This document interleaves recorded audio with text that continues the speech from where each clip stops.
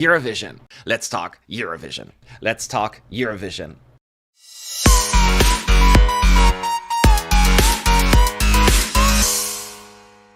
Chocolate covered sugar and spice. Tasty, tasty, yum, yum, tasty. How much time do we have left together?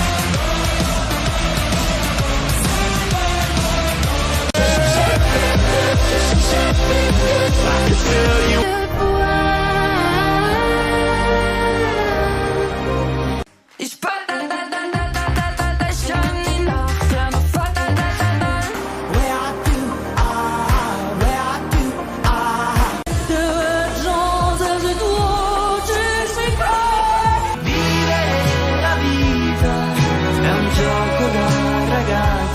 Life will go on, everyone cries.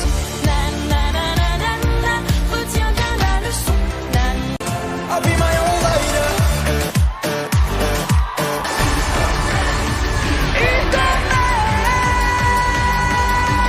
Ti se platila što volim te ja.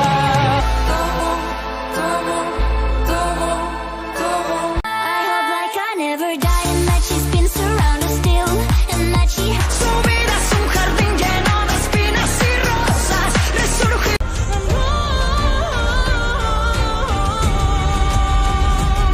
Runt där och ett gäng till möten. Alla kan direkt stoppa mig här. Well, we could be having the time of our lives. Let's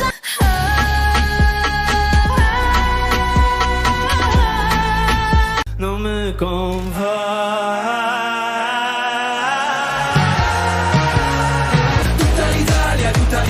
Tutta l'Italia, lasciateci parlare. Mi amore, espresso.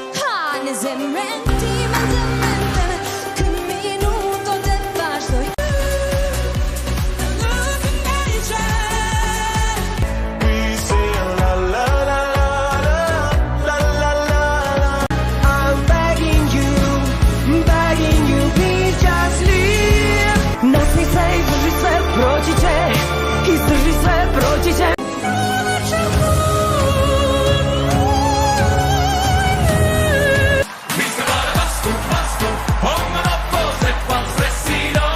What the hell just happened? This is goodbye. Now people. Getting tired, I feel so high. In the ground, inside the afterlife. Sam šoplos serca zaspleć. Never, never, never, never, never mind if it's for me. Never, never, never, never, never.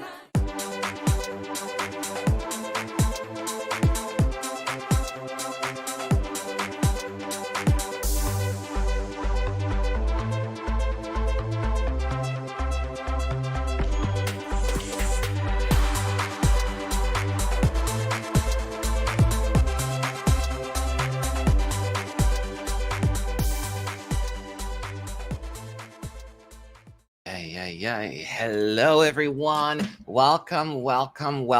It is Matt, ESC United, your favorite Eurovision channel. Yes, we are here back for another episode of Mattitude, the ESC United live stream where we talk about what? You guessed it right, Eurovision. And a whole week has passed since we've crowned the new winner. Well, technically not yet because we have a few hours to go, but you get my point. But basically 7 days ago, you're all getting ready your snacks and your score sheets and meeting your friends to watch the Eurovision Grand Final. 26 countries competing and one winner. And now we've had actually time to digest, think it through, get some information. And I thought this would be a great time to get back together, talk it through, and see where you're at, where I'm at, and where the contest is at. Because I do think things will change in the year 2026. What, how, when, where, why, all of these questions. Lots to come over the next few weeks and months, but we're here to discuss it going forward. And yes, it's not about the voice, as somebody is saying. I'm sorry if that's what you thought. So if that's what you're looking for, wrong live stream. Get out of here. No, actually, if you don't mind, maybe you'll like Eurovision as well if you're a Voice fan.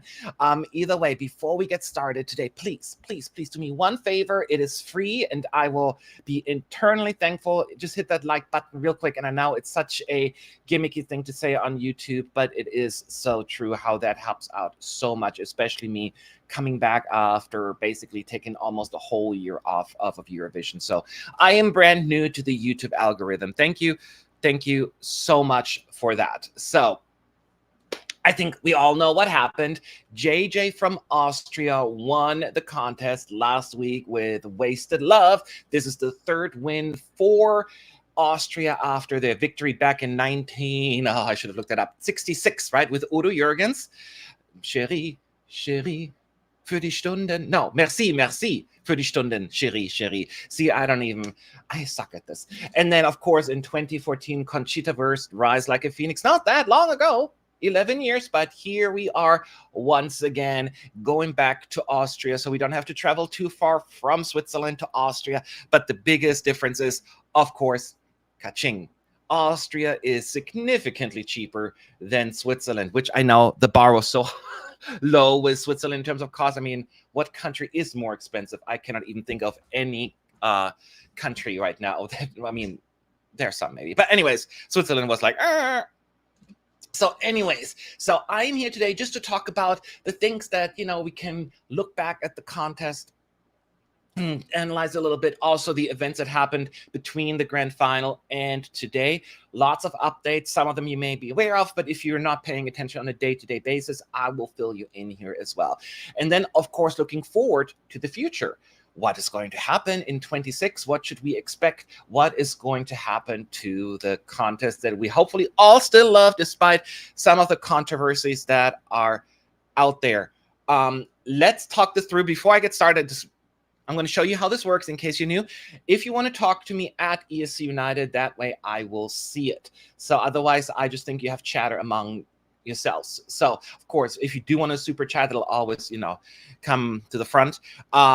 So after Switzerland getting their third victory at ESC last year, this year Austria gets their third vote. Who will get their third victory in 26?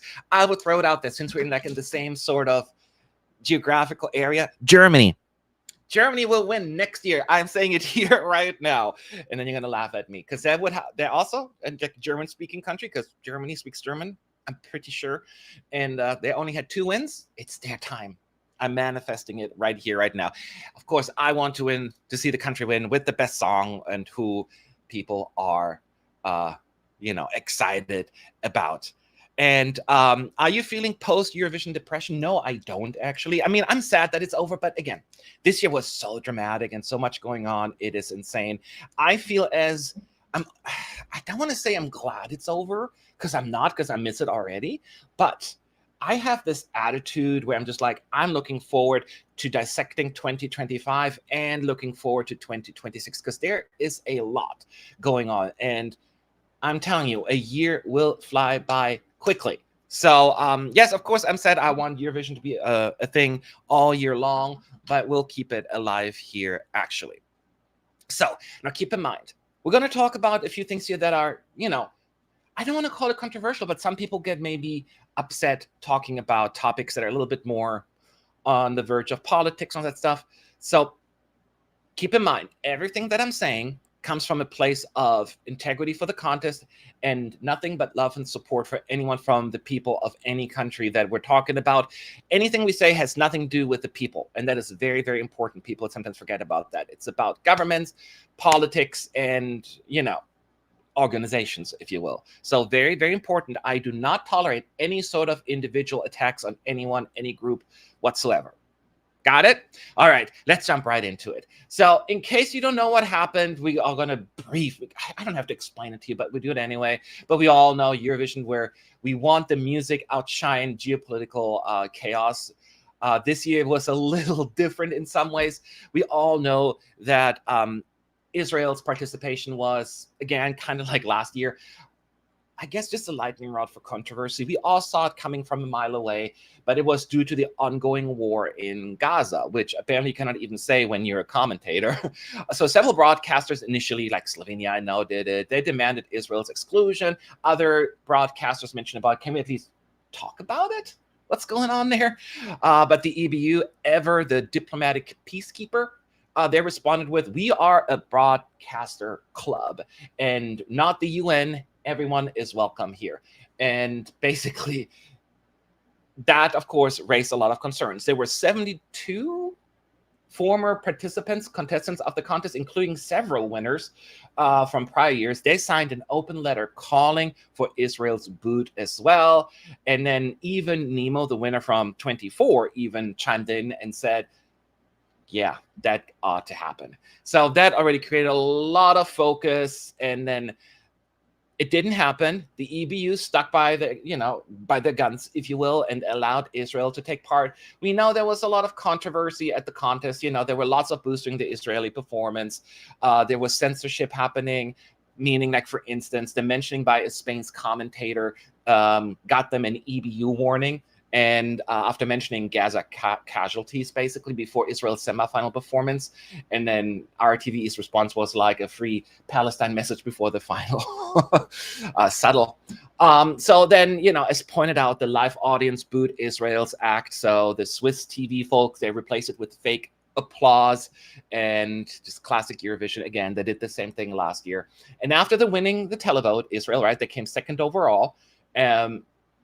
Even JJ, the winner, Austria, even said, when it be held in Vienna, I think he even said, he's like so convinced, should exclude Israel. That caused a firestorm, of course.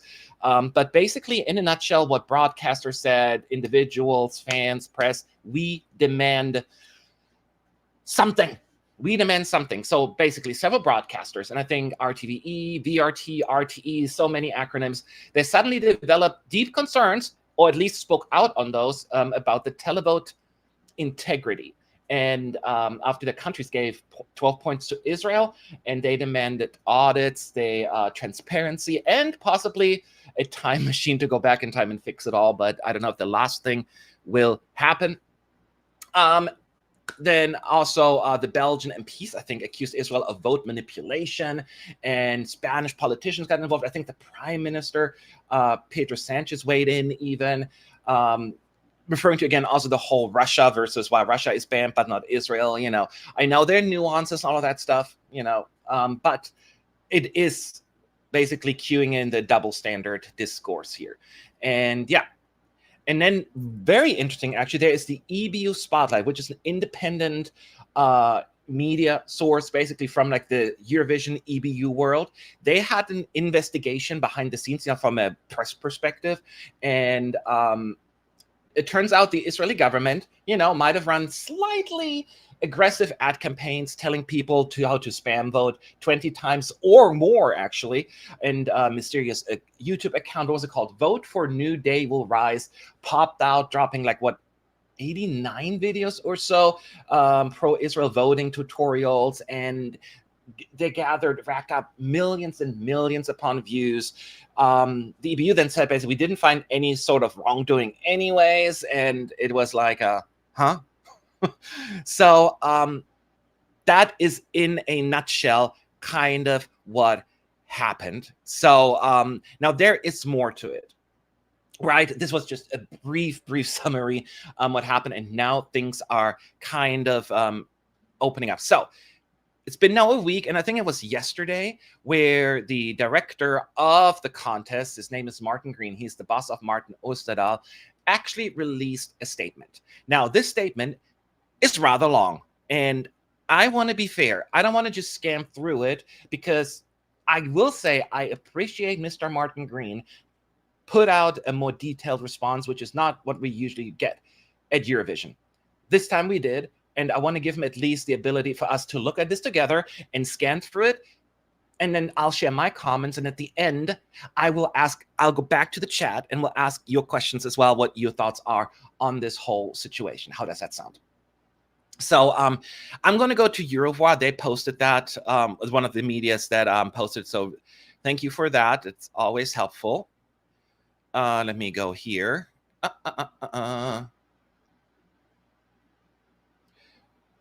It's loading.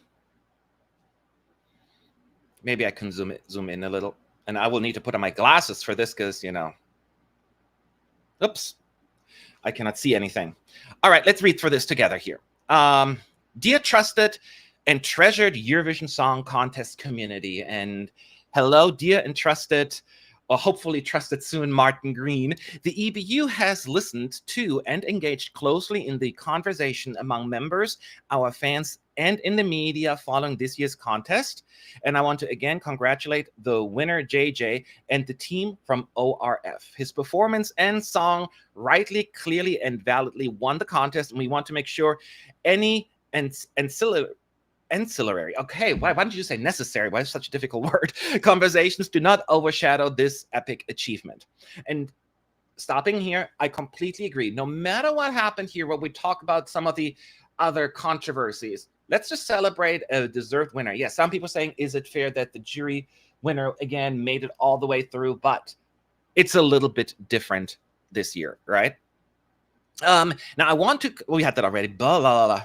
The ESC voting system includes multiple security layers and a comprehensive set of rules to ensure that a valid result is generated. Our voting partner, Once Germany GmbH, which I think is an LLC, a limited liability, I think, uses redundant systems and multiple platforms to ensure the correct delivery of votes to the central system.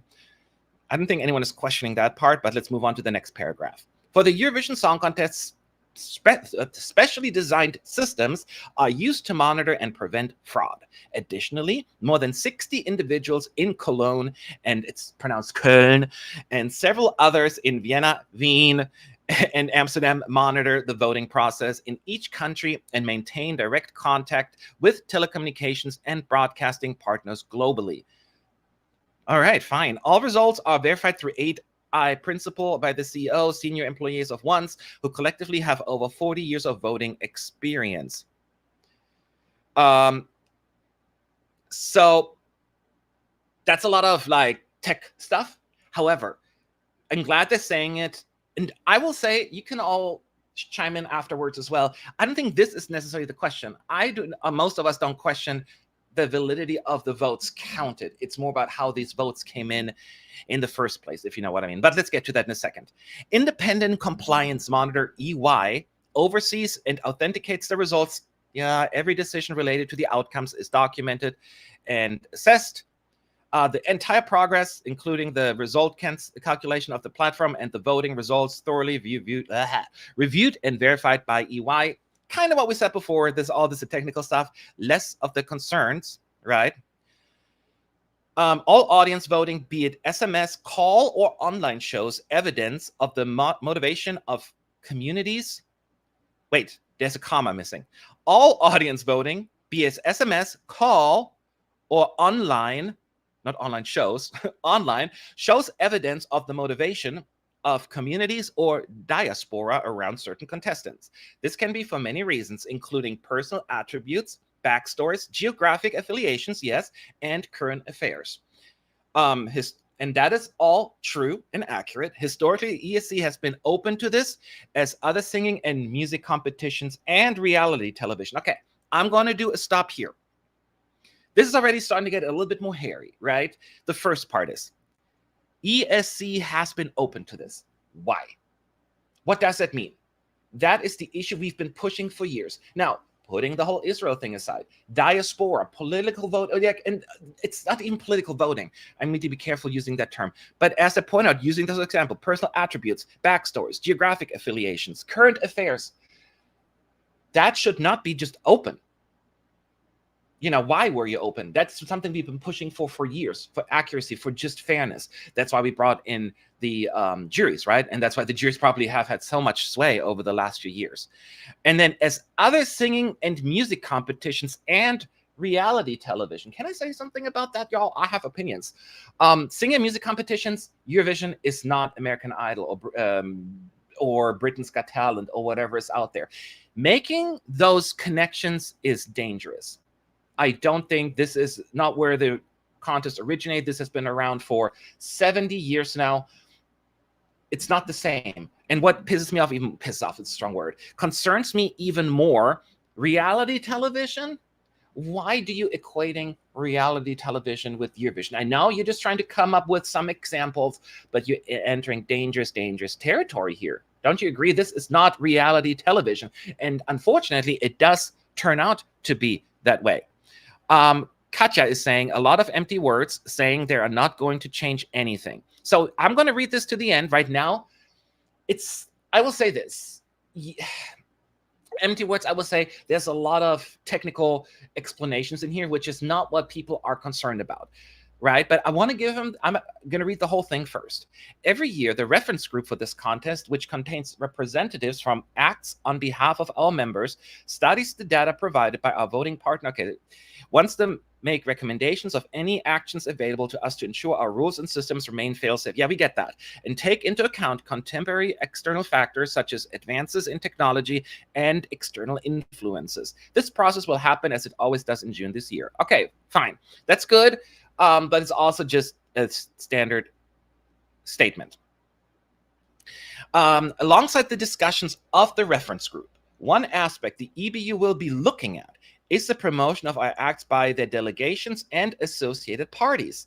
Such promotion is allowed under our rules, and acts to celebrate the artists, increase their profile, and launch future careers. It is very much part of the music industry.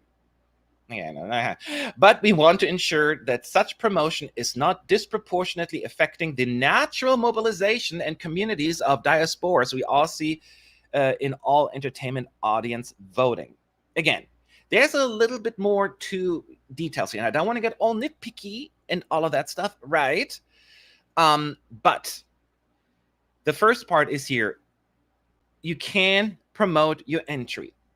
We've seen it often, Malta do it. It's a small country, and they put forward like often out of pocket or like little broadcast a little bit. I don't think most people had major issues with that, right? It's just the scale of what's happening with Israel right now. So I understand what they're saying. However, we know that the Israeli government got involved. And I understand also sometimes what can they do to stop that? Because the EBU cannot force private companies or whatever to not advertise. How they have no control over that. I understand all of that. But once again, it is very much part of the music industry. What is part of the music industry? Voting? Music industry doesn't vote. They need to make sure not to always conflate and draw these connections to other areas that there may be part of it, but Eurovision, it's its own thing. It's not part of just a music industry. There is no voting in the music industry unless you talk about the Billboard charts. And again, going to all these reality television shows, this very, very dangerous comparison here for me. Another example is the number of votes. Of votes we allow per person, 20 per payment methods. This is designed to ensure the audience of all ages, really, can a 4-year-old afford 20 euros to vote, can vote for more than one of their favorite songs, and there is no current evidence that it is disproportionately affects the final results. But the question has been asked, and so we will look at it. So now that is a paragraph that goes, I'm turning into Scooby-Doo. 20 per payment method. So if I vote 20 times for San Marino, then I take another credit card and vote for 20 times for San Marino again, right? So if I have the financial means, I can vote as many credit cards I have. So that is the issue. And it says it's designed to ensure that audience of all ages can vote more than once for their favorite songs. So 20 times. If there's no current evidence that disproportionate effects in final results. And this is where I disagree. And this is, I think, where a lot of people disagree. Why do you say that? Now, I can see from a company perspective, they're just saying, hey, we have no current evidence. Therefore, we deemed these results legit. They don't want to come across like we see something fishy, but we accepted them anyways. No, they're not going to do that. So I don't understand how they can say there's no evidence that it disproportionately affects the final results. That is where I'm like, that is the whole issue here.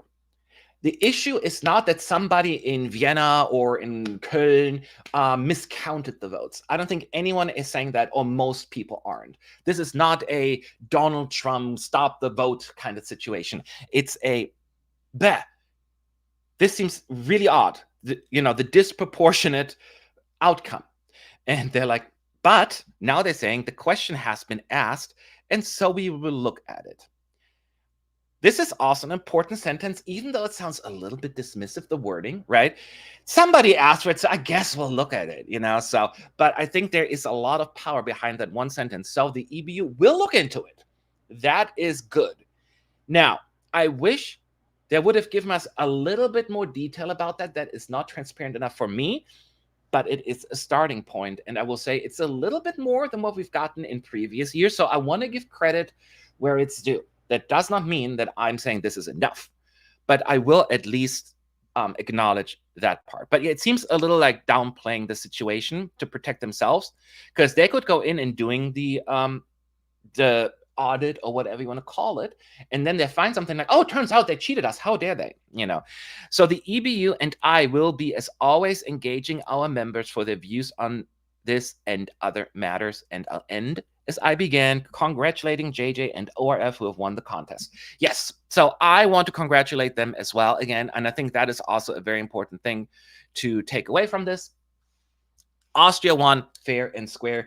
Anything that's being discussed is not against Austria, JJ, or ORF, right? I think we're all on the same page. Even though I know we can talk about the whole disproportionate, juries tend to overpower the televote lately, but that is another story. We can talk about that as well.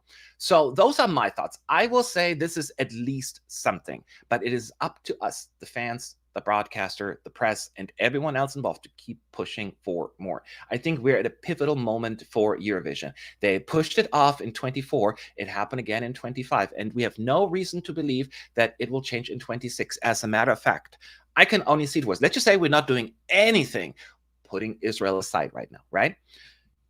Another country could be like, oh, wow, we can do all of this and do really well in the televote just by pushing this.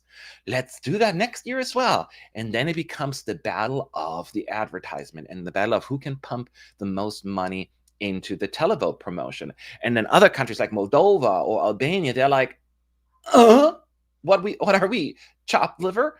So this has to change. The televoting has to change. Putting Israel aside, which you shouldn't, but you get my point. It's bigger than that even. So I want to hear your thoughts as well. Again, at ESC United in the chat. None of this has been strictly against the rules, and it really should be. We used to not have the breakers, but introduced them after that became an issue. Same principle applies here. The tiebreakers, excuse me. Yes. No, I agree with that. It has, and that's a very important point you're bringing up. You can make a case, and you're probably right. Nobody has broken the rules here, at least on the Israel side when it comes to the voting. There is no rule saying you can push as hard, advertise, and push millions and millions of dollars into advertisement, and then therefore get all these televotes. The problem is, of course, not only is it unfair, right? I think most of us can agree. It also then can be used as propaganda.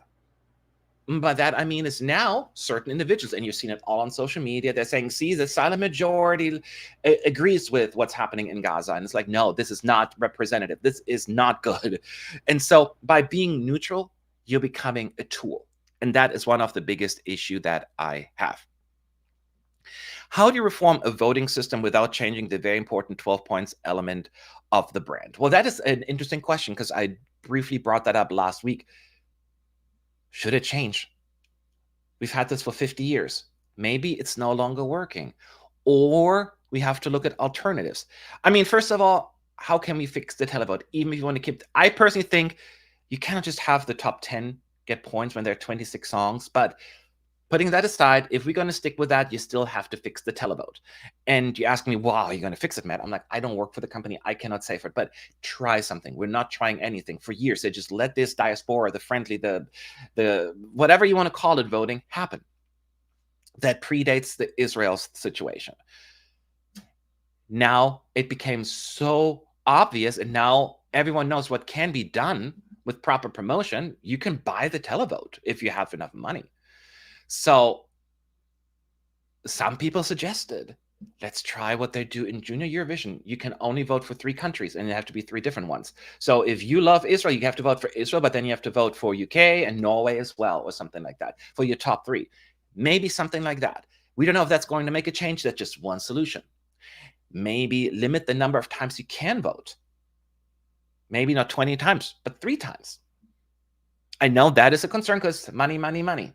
And I understand we need the money. So there are options. I'm not saying right here, right now, I have the solution, listen to me. But the fact that we're not trying and just look the other way, that is the issue, in my opinion. And I would love to, again, from y'all as well. I know that the Spanish HOD is meant to be leading the reference group, and we know RTVE as the vocal about this. This makes me quietly confident of changes happening. I hope so. Now, keep in mind that the Spanish broadcaster is vocal about this is good. They are part of the Big Five, right? So they have a lot more sway. However, do not forget the likes of ARD. They are gung-ho about defending it. There's like even calls already, like Germany withdraw if Israel is not allowed.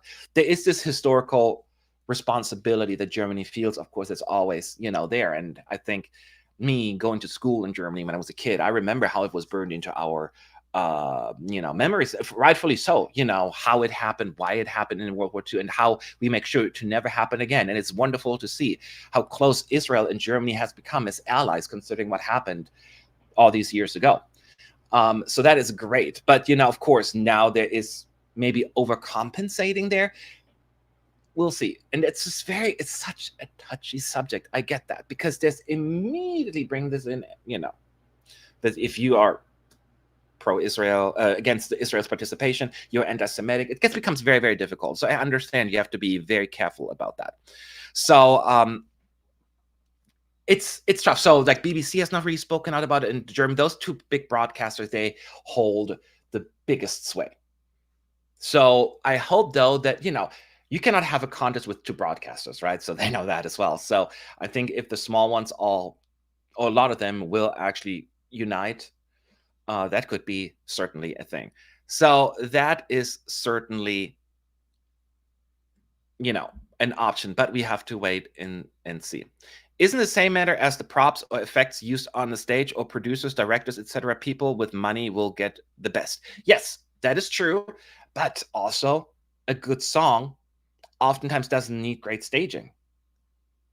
Do you know what I mean? Keep that in mind. Sometimes the simplest staging can be effective if the song is well performed, the camera work is great, and the singer is very charismatic, great vocals. It's not always everything. It doesn't mean everything. I mean, Estonia's staging probably wasn't that expensive. Do you know what I mean? Yes, they had only dancers, the fake person, fan run on stage. But I cannot imagine, there weren't many special effects and all of that stuff that is being used, or props. So you can be creative. So I agree, but imagine having all the finances to do the crazy staging, but then just great staging cannot happen. UK can bring the biggest trumpets on stage with them. They still get 0 points from the televote. So it's not that cut and dry. So again, I'm not saying I have the answer right here, right now. But what I do is hoping that this is the beginning of a long, long, long needed conversation, because I do think if nothing changes, it is going to be bad. This is making American news. It was big on CCN, and even some of the biggest streamers, called Hassan Piker, one of the biggest one in America in the world, talked about Eurovision. I mean, he doesn't like Eurovision, but he talked about, how this really looks bad, on Eurovision. It's really a brand issue, a reputational issue for Eurovision right now. And I understand, under the disguise of neutrality, that's what they do, but they didn't do it for Russia. I know they're coming up with reasons why it's different, but the only reason why it's different, and I know for a fact, is because the big broadcaster said, we're going to withdraw if you let Russia in, and then the EBU caved. Here, they don't get the big broadcasters push back, and so it's not happening. Because initially, the EBU even said, we're not going to kick out Russia. We're neutral. And then, I know ESC United made an announcement, we're not going to report on Russia, and then, not that saying because us, a few years later, they actually did say, okay, we're going to kick Russia out, because there was so much pushback from broadcasters. So it's just what it is. And then they came up with reasoning behind it, why it's different, blah, blah, blah, but that is a different story. So we're gonna monitor that a little longer. There was also, give me 1 second here. I wanted to talk about another thing here. If I can find it, I just closed out of it. Why do I suck at life? I'm going to bring it up right now here, but there were some other statements made. I'm going to bring them up. There was also conversation, by the way, and I don't know how true is that the executive supervisor, Martin Osterdahl, is going to leave, but because his contract is allegedly up and he's moving, but I'll talk about that a little bit more. So there's just a lot going on right now in terms of, moving parts. So I do think it'll be a different contest, hopefully, in 2026. And that's why I'm trying to be a little bit more, not patient, but certainly a little bit more open to Martin Green changing. This was his first year, right? So now he has his hands full of coming up with something that, that will fix the contest, the reputation, and the voting. That is the most important thing here. I cannot find the other article I was going to talk about. So I'm just going to move on to the next topic here at hand. But actually, personally, I think its only solution is to create a fund for advertising countries distributed to the countries that had poor performances the previous year. But are you saying that the EBU is paying for it? And it almost feels like you are rewarding poor results. You know what I mean? So it is, I think, rather than feeding into the issue of advertisement, you need to get rid of it. Or just really, there needs to be other options. The fact that the EBU kicked out Russia and stated in their post that it was because it would bring the contest into disrepute, how is the current show not? That was one of the issues. And then, later on, they changed their wording because, it's convenient because they're going to kick out Israel. It's different because the broadcaster was directly involved. I'm like, there's evidence that the government and, it's colliding. So it is definitely a double standard there, I think. And which, by the way, we also need to make sure we're going to address that here as well right now. It is also very dangerous because I saw individuals saying, well, kick both Israel and Ukraine out because, they're both having political issues. No. Ukraine's situation is very, very different. They were invaded as a sovereign nation by Russia, right? Being basically, they're trying to take over the country. It's a very different situation. And on top of it, they're not buying votes. They're not going out there advertising. Yes, you have maybe the embassy put out a tweet or post vote for Ukraine. But it's not even remotely as close, anything near to what we're happening right now with Israel. So this is very apples and oranges. And I find it very, very concerning when we make that sweeping generalization to very different situations. Very, very different situations. Also, keep in mind, some people are still thinking, 2025, Ukraine did too well. I'm it was the worst result in 7 years, I think. So it's a little bit more difficult. Sure, you can say the song should have done worse based on subjective taste. Fine, whatever. I'm not here to say one way or the other, but the point is, it's been the worst result in terms of the televote, at least, right, for quite some time. So keep that in mind. We don't want to make that sweeping generalization here. But yeah, simplifying things. All right. So we talked about the Spanish newspapers. Let me actually go into this as well. Give me 1 second. That about warnings. Give me 1 second. We talked about JJ saying wants out. Spanish newspaper shares the EBU warning letters to Israel Eurovision delegation following Malmo contest. It's just something interesting. You can find it on Weeby blogs as well that I thought was interesting. But it basically talks about how the EBU rebuked Israel's delegation provocative behavior during Eurovision 24, and as a punishment for their behavior, they were moved to a separate area and got their own space. So I'm it feels more like a reward more than anything. They got a strongly written letter, do.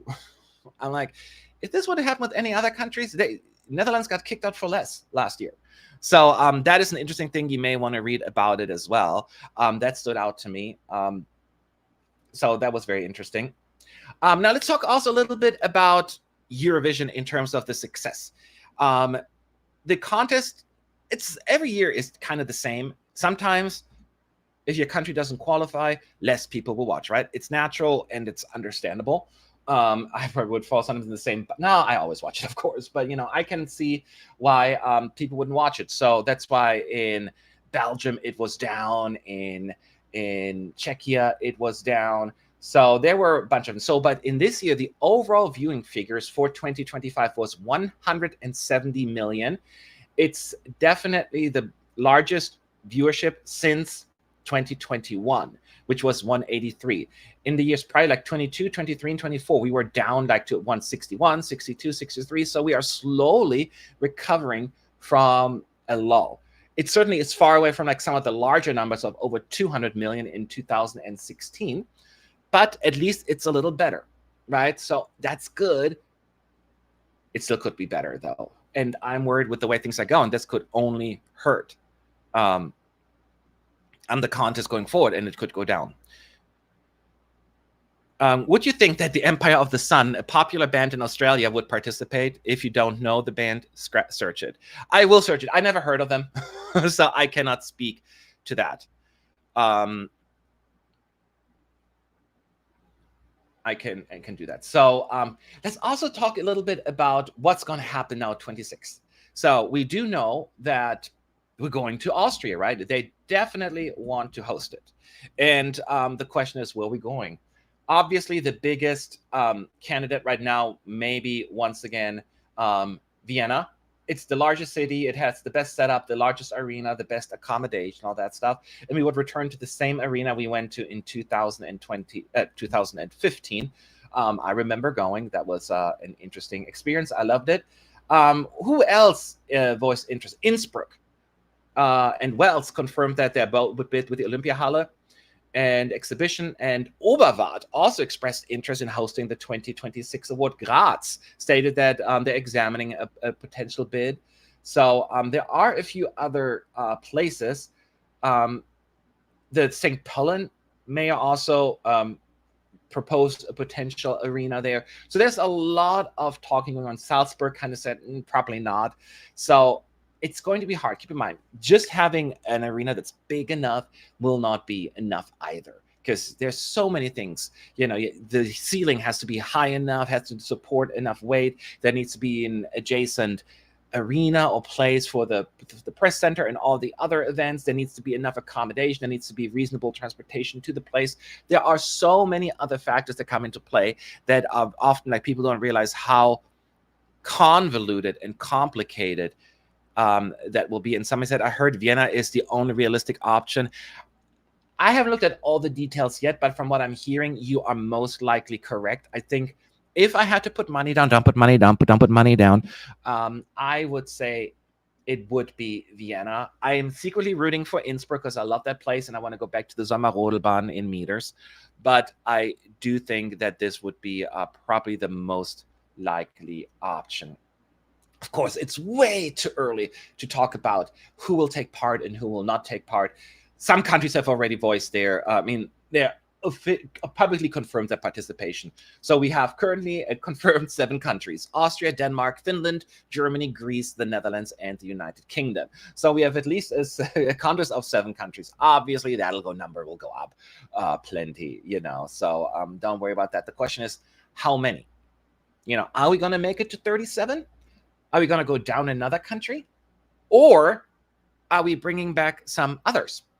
So there is a conversation now. Luxembourg, that returned last year, it's now 2 contests in a row. They're going to have not yet decided whether they would take part in 26, that a discussion with the Luxembourgish government will take place in the near future, and a decision will be made in the coming weeks. So money, once again, is an issue, even for something like a rich country like Luxembourg. And that is my concern, because Eurovision is just so expensive in this day and age. So I know that Martin Green stated on multiple occasions that making the contest more affordable is one of his prime goals here. And I think I can only support him on all the way through, because right now it is not affordable. We need to have more countries back. We need Romania back. We need North Macedonia back. We want to have those back, Bosnia, who cannot afford the contest right now. So yes, I'm very much in favor of that. Moldova will definitely be back. There's a small possibility of North Macedonia, Monaco returning. Yes, there are. I think Moldova will be back, but I want to be careful with that kind of stuff, because we also did not think that Moldova would withdraw. But then there are other countries that talk about withdrawal: Georgia, Azerbaijan.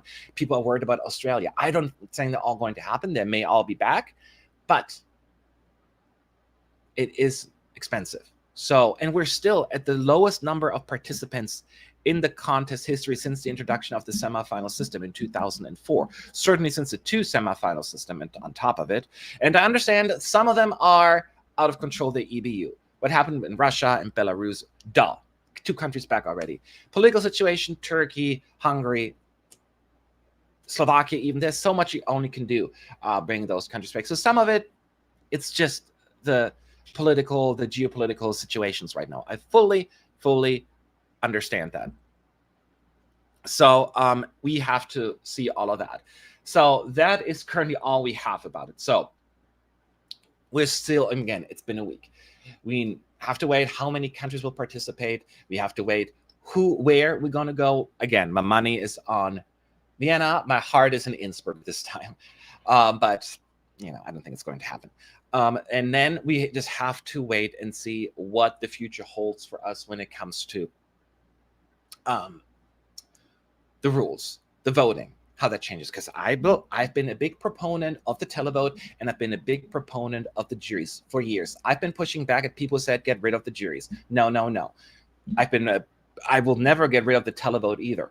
However, I think both need fixing. We focus a little bit on the juries doing some fixing, and I will say the EBU was at least had the balls to eliminate or disqualify, what was it, like 5 or 6 juries a few years ago when they had strategic voting. Good for them.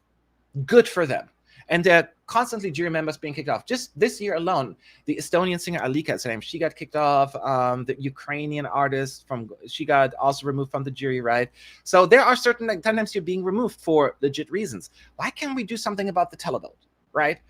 Again, not an easy crack. I fully understand that. But the lack of anything is kind of like meh. This might be a bit of a take, but 25 ESC was mediocre at best till Baby Lasagna and Kaya came out of the grand final. I mean, of course, it is subjective, right? But the question is, it was either a really strong year or a really weak year, because the voting was all over the place. The semifinal votes were hardly in line with anything that happened in the grand final. The highest, if you put Israel aside, we talked about that already. I mean, only Estonia made it past the 200-point mark, right? Even the 3rd place song in the televote, Sweden, only got like 192, something like that. So that is a low score. So it is quite insane how the votes were spread out in the televote. They almost canceled each other out to a certain extent. Again, we're putting Israel aside for the reasons we just mentioned. So yeah, I don't know which way. When Aftenbladet blog, Schlager blog, and still talked about juries being the main issue, I was about to rip my hair out. Did they? It's such an easy thing to do, right? It's such an easy thing to do. Just blame something and move on with your life. It's a little bit more complicated than that. I was going to say something, no, it escaped my mind again. Yeah, I see a lot of people then blaming there was another German blog as well, because it was, again, the jury favorite won for a 3rd year in a row, overshadowing the televote favorites. So on paper, I can understand that. I suggested other solutions there. Bring the juries back into the semis, so that all the jury magnets are being eliminated early on, and they all could at least less behind 1 song or 2. That then go ahead like a landslide win. That is the problem. There's not enough jury bait in the finals, for the lack of a better word. I'm almost certain Belgium would have gotten a lot of points from the juries if it were in the final, but it wasn't. So that's what it is. There's so much for the televoters, but less for the juries. So it seems like a pretty like woo kind of situation. So we have to wait and see how that's all going to pan out. I liked the stage this year and the camera work. It was great. However, the sound problem stood out to me.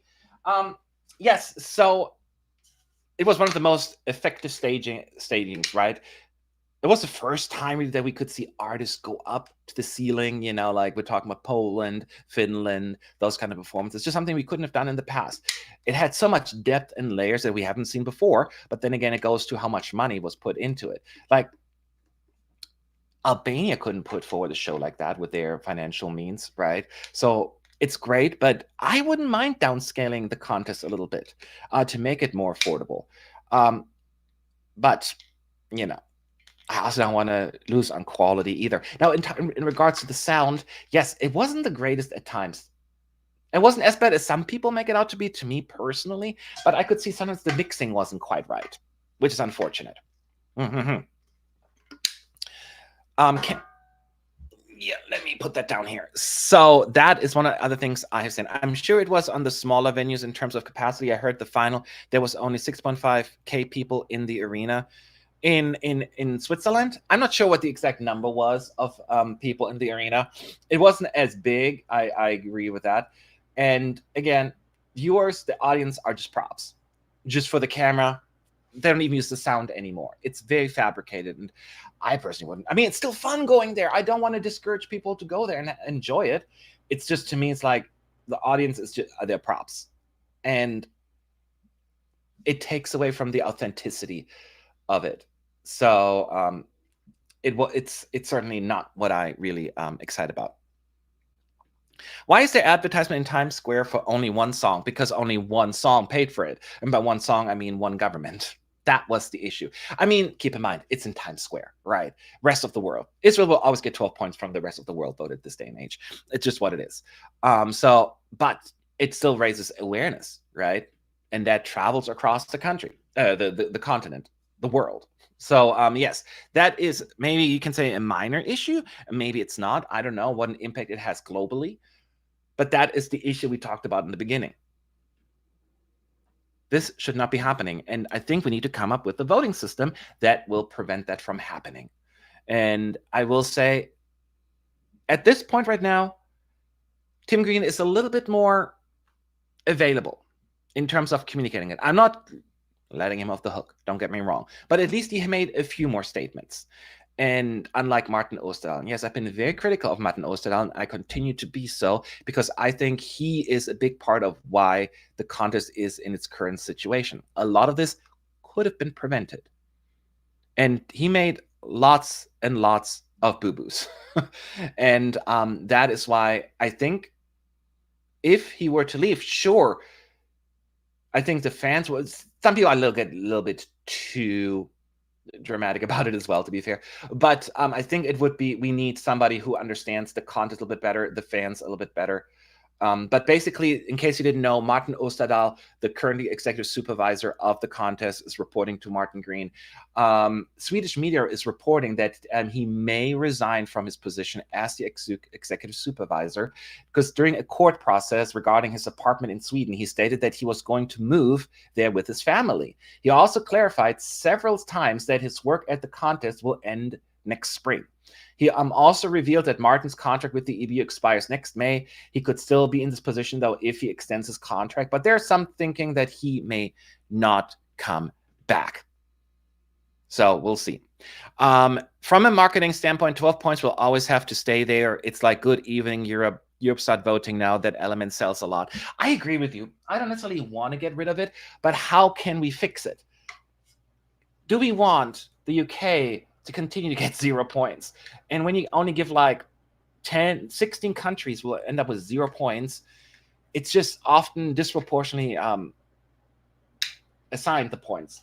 So we'll see. But I understand that, and I think it's a very valid point. Just how we gather the points needs to be fixed, for sure.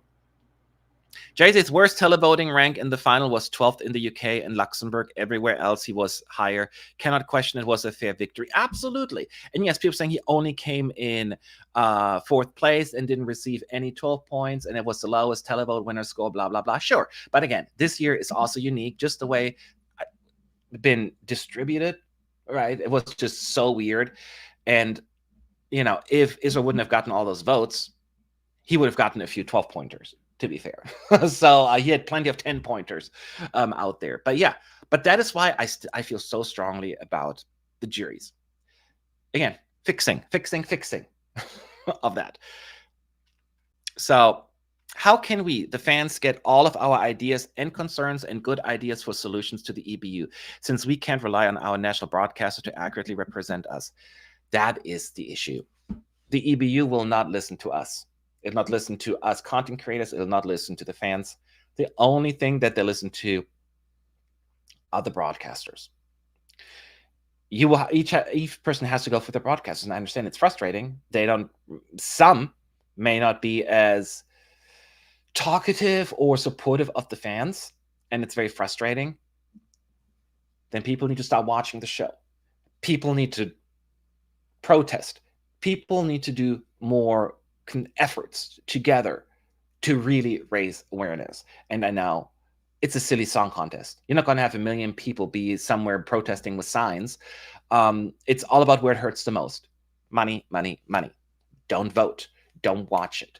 And I'm not advertising for you to not watch it or do anything. All I'm saying is that is how you can hurt a broadcaster. And I know just you, one person, you're helpless. You have very little power. I have no power, and I fully understand that.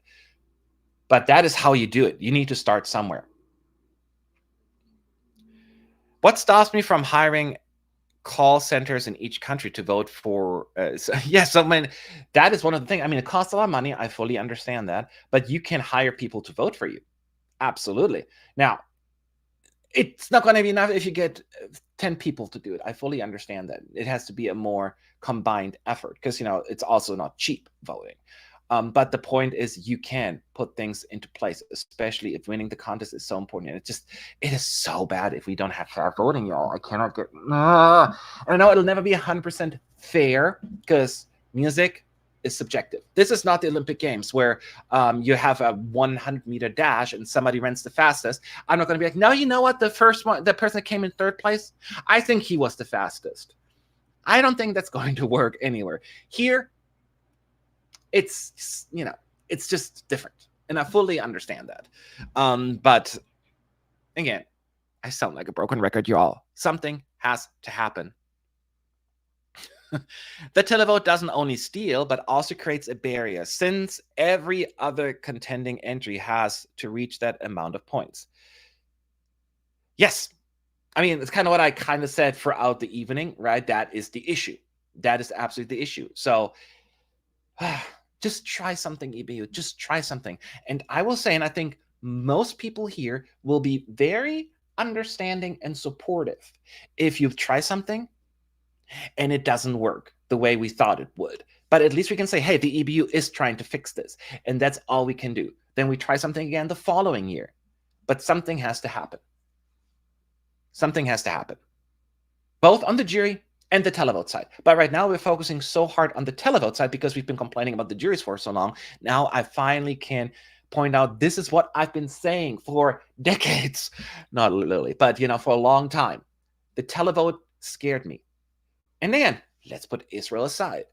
You know, when you have certain countries always getting 12 points from certain countries, you know, the diaspora is powerful. The geopolitical situations can be very powerful.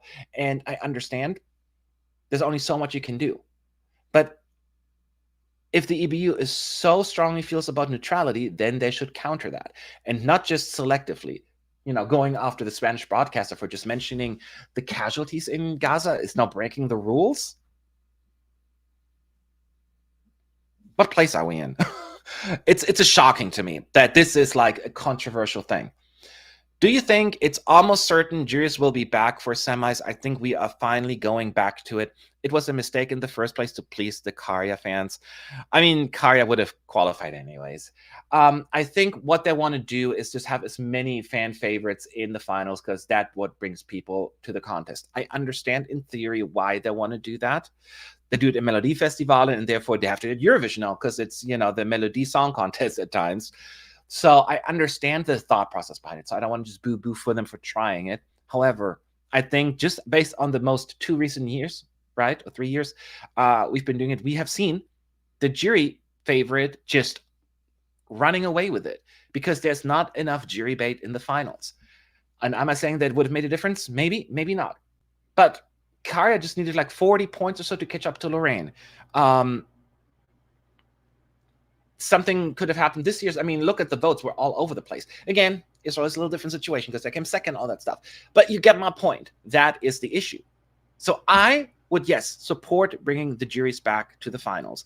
Or what we had in 2008 and 9, where we had like a wild card of the jury. So the jury gets to vote one song through, even though I don't necessarily feel that's the best option. At least there's like something more to say about that. But I'd rather have a combined vote. And I think especially this year, you can say just because you only did okay in the semis doesn't mean you're only going to do okay in the finals, because we have seen the upside down effect here, right? Some songs just kind of did okay in the semis and then went up in overall because it was just all over the place this time around. So on paper, yes, I want 50-50. The wild card thing is more, as I say it out loud, I'm not in favor of it. I'm just trying, at least that is just one step towards the jury powerhouse right now, if that makes sense. But yeah, so I think 50-50 would be the best option here. And I see in the chat that is what people also kind of feel like. So it is very interesting. So if you have any other questions, at ESC United in the chat as well. Happy to talk about it. Let me see what else we have here. So now that we know that the EBU participation is actually under discussion, and I need to clarify that when I say that. According to the European Broadcasting Union media director Jean-Philippe de Tender, I love that name, probably pronounced differently, they have confirmed discussions following requests from a number of national broadcasters. And that's what he had to say. It's not the EBU's place to make political statements, but we also understand that something like the Eurovision Song Contest has a major political impact, and it does. We'll debate it at a high level in the coming weeks. We analyze members' expectations and engage in conversations, and then we'll make a decision. So that is basically where we're at. Now, keep in mind, the Song Contest is more than 11 months away, right? A lot can happen. If we get a ceasefire or some kind of solution, I'm begging, I'd rather have that. Then you can make a case, well, Israel no longer has to be removed. Now, you can make a case, based on the human rights violations that we feel they've done, they still shouldn't be in. Different story. But then it's going to make it a little bit more complicated to talk about this piece, right? So at least they're talking about it. I don't know what the word will look like in a year from now. But now they can't just look the other way as they've done in prior years. It took 2 years for this to happen, and now we have to wait and see how this is going to turn out. Will you be traveling to Vienna? Sadie is asking. The intent is yes. I don't know what life has in store, but I am currently making plans traveling allegedly to Vienna. How dare you, assuming it's Vienna? Now, it's probably not Vienna. But I'm holding on to my hope to Innsbruck. Also, if it's Vienna, then Netta will get her guessing game right, and we don't want that. But yes, my intent is to go. I've been to Vienna. I love the place. And I could just visit my family right afterwards. So I'm not complaining. Oh, thank you so much for the super chat here. What do you think about the narrative that the EBU wants to protect Khan, the Israeli broadcaster, from becoming a tool for the government? That is a very interesting thing. I heard about that the other day as well. It's a theory, and I understand where that theory may come from. But then If that is true, then they are getting involved in politics and making a political statement by interfering with that. You know what I mean? And I understand that Netanyahu wanted Khan control, right? And there have been a little bit, but there. I'm not going to go into all details, getting too political, because I want to make this too political. But there have been plenty of overlap there to begin with. So I think if that were true, then they are making it political themselves. And it's crazy. So, and people saying like broadcasters are political. So, and political is such a subjective term as well. If you really want to not make Eurovision political, then we cannot have pride flag. A lot of people think LGBTQ rights are political, and in some ways they are, right? I will make the case they're humanitarian rights, but some people are like, well, you're pushing the gay agenda. I'm like, it's political. I'm like, you can't win, right? So it's such a subjective thing to say. I don't think human rights are political, but some people just lump them all together. I get that. So it is just very broad to hide behind the term political and then make these decisions, because then everything is political. I can go, before anyone thinks I feel that way, no. I'm like, letting women vote in Eurovision is political. Women shouldn't be voting. They should be in the kitchen. That's a political statement. I do not believe that. I do not believe that. I'm just being very colorful about my things here. You know what I mean? So it's just such a silly thing to always hide, because you can use it to your advantage when you want to hide behind it and then say no. So that's why I'm like, do you think the jury votes need to come back to semis? Yeah, I said it earlier. Yes, I still feel that way about the juries for sure. They should come back. That would be my thing.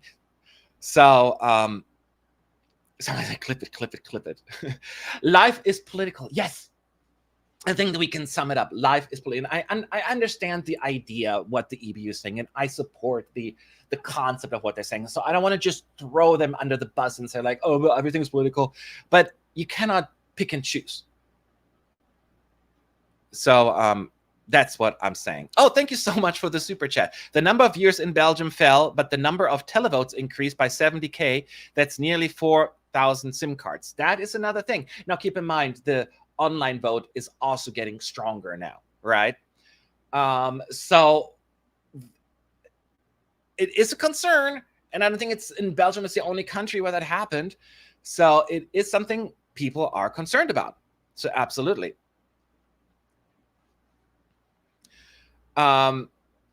Sweden has been hated due to being the jury popular, and this year trying to send a different song did poorly for what expected. Do you feel that Sweden will stop sending strong songs? No. I don't think I think we're overthinking that. They did not poorly. I mean, I think they kind of finished where they should have, if you follow jury's patterns, and I'm okay with that. And I love the Swedish song this year. So just to give you a little bit of background, I'm going to find I'm trying to find some data here to support what I am trying to say here. Here we go. I'm going to share my screen again. Screen.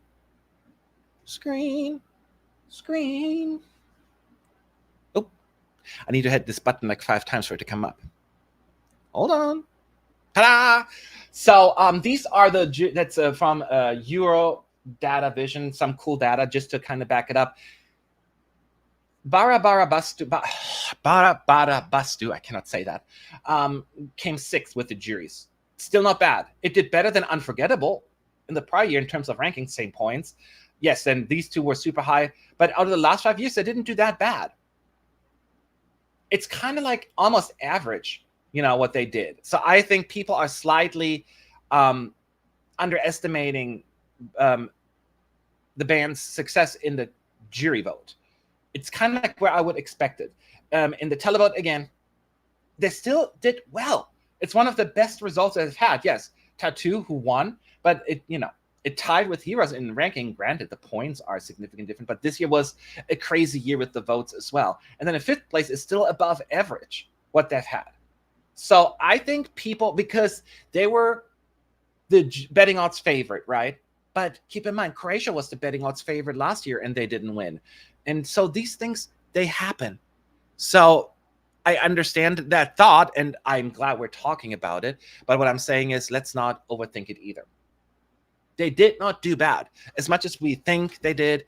I think Sweden can just actually, if anything, they performed just as anticipated at Eurovision with the song in Swedish. So I think that is a very encouraging outcome to me. I just hear Clara's on and on and on repeat every day. Sweden, please win soon again. I didn't watch Melodifestivalen. I did watch Mansamalo's song.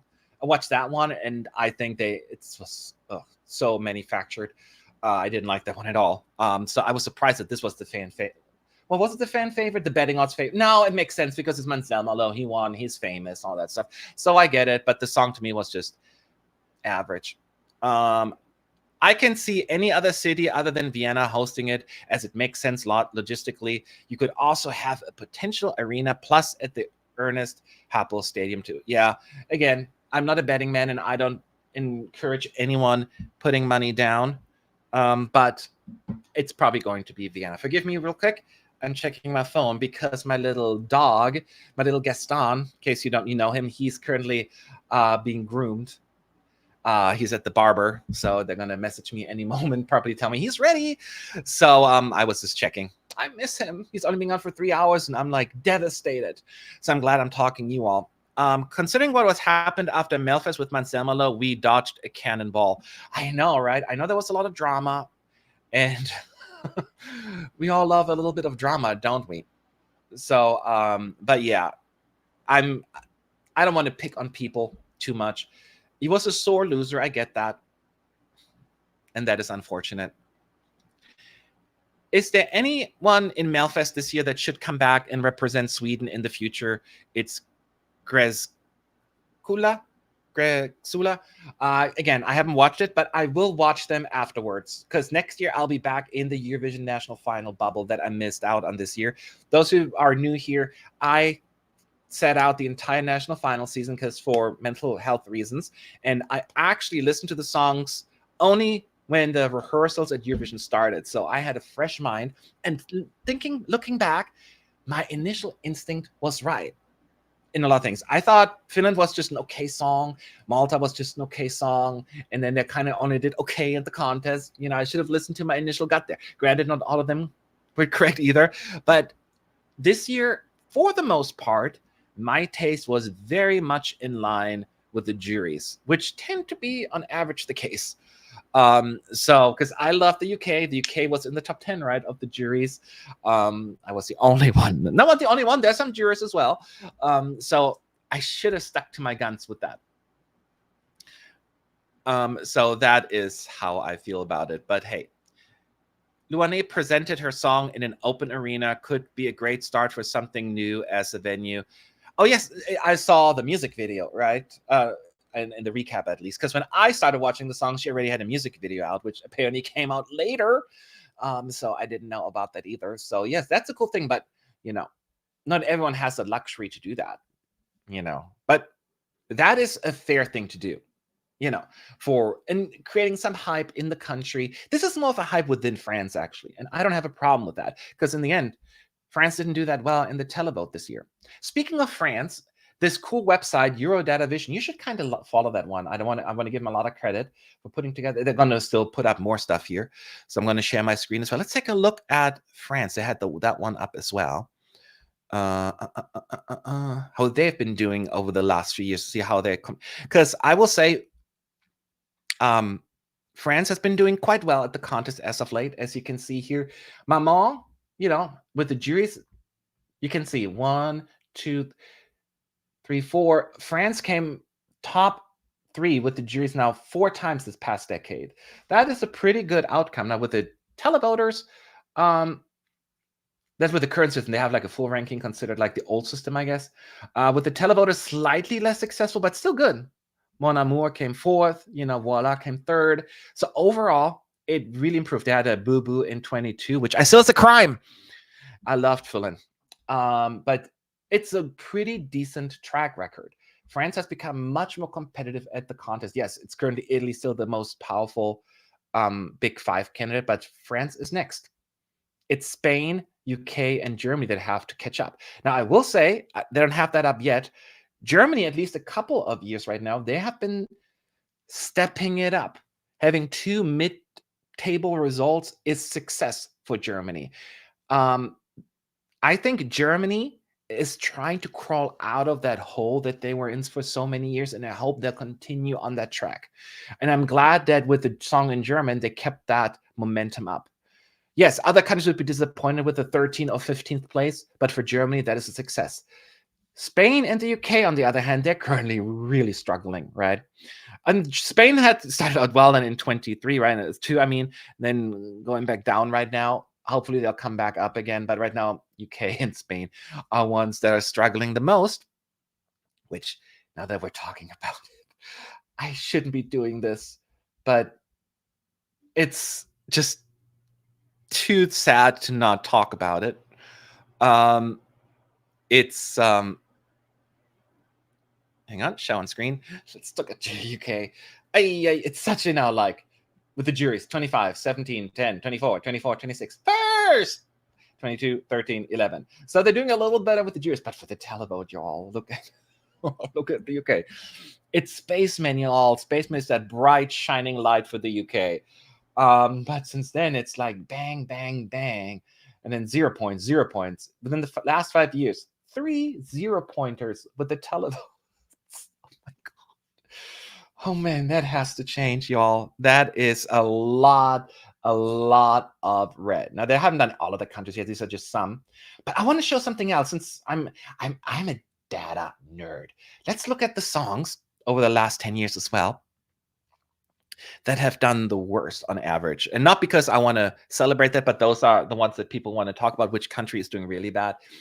Let's see here, and it's a little bit more of a mixed bag actually. So as you can see. Do It For Your Lover is the lowest one.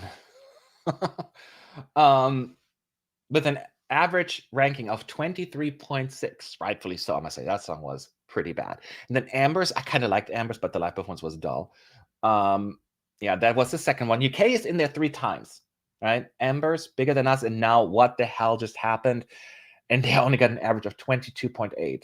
So UK is in there 3 times, and Spain is in there 3 times. Do It For Your Lover in 21. Oh, The Big Moon. And then Tu Canción in 2018. So there are 3. And then Germany has 2, which I'm surprised. I thought there would be more. So Germany oftentimes actually gets okay rankings, just not points. Sister Flop with 22.6, and then Perfect Life with 21.3.